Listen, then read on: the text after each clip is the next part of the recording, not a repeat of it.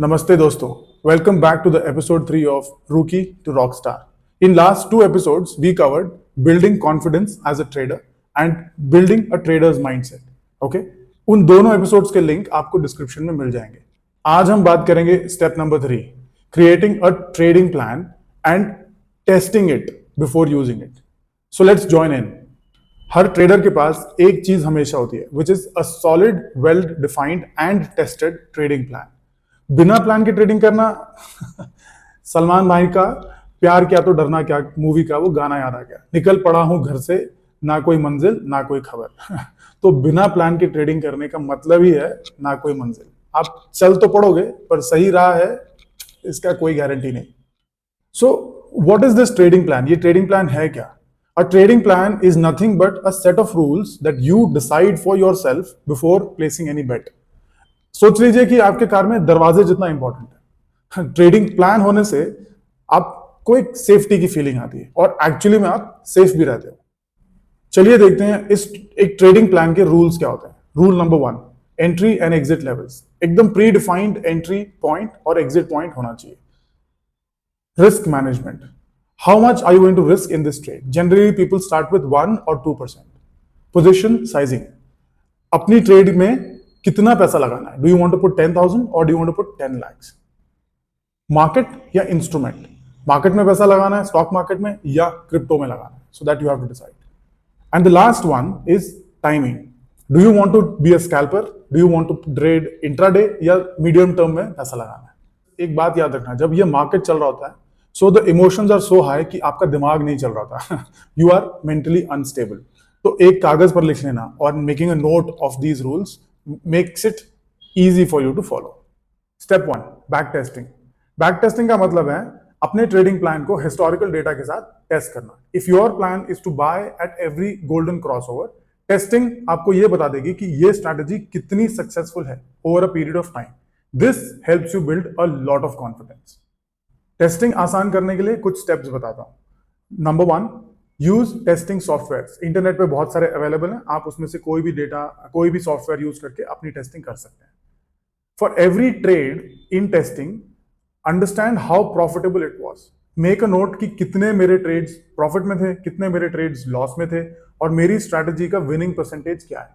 और एक नंबर 3, सबसे जरूरी बात, ये जरूर पता कर लीजिए कि मेरे ड्रॉ डाउन कितना था. मतलब ड्रॉ डाउन का मतलब होता है how much money will you lose in one bad streak.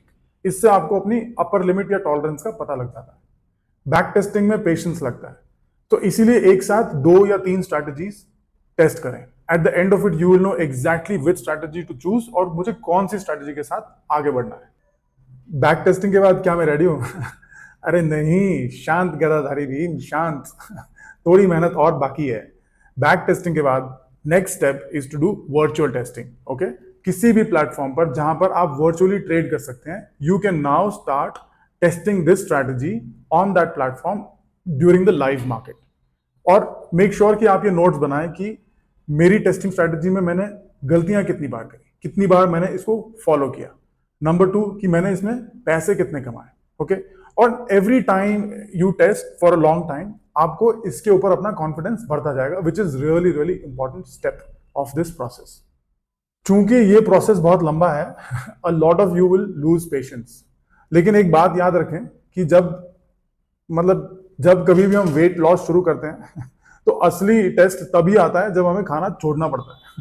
अगर हमने वो स्टेप मिस कर दिया तो सिर्फ हम किलो में कमाते हैं और पैसों में गंवाते हैं इन ट्रेडिंग. ठीक है. और दोस्तों ये बात याद रखना कि जो ट्रेडिंग प्लान है, they are not static. Aladdin का चिराग नहीं है कि बस रगड़ा तो जिन्न आया.